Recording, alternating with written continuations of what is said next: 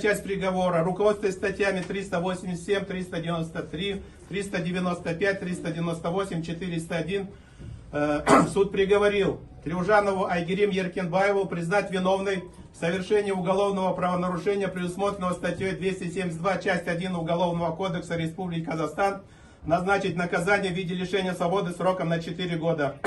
Местом отбытия назначено уголовный исполнитель системы средней безопасности. Начало срока исчисляется со дня вступления приговора в законную силу. Меру пресечения в виде подписки о невыезде изменить на арест, взять под стражу из зала суда.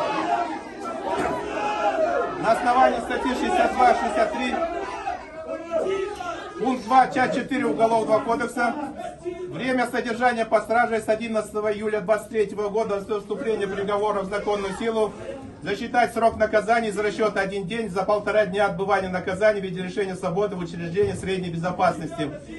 Время содержания под домашним арестом в период времени с 17 ноября 2022 года по 28 февраля 2023 года засчитать срок наказания из расчета 2 дня домашнего ареста за 1 день содержания под стражей.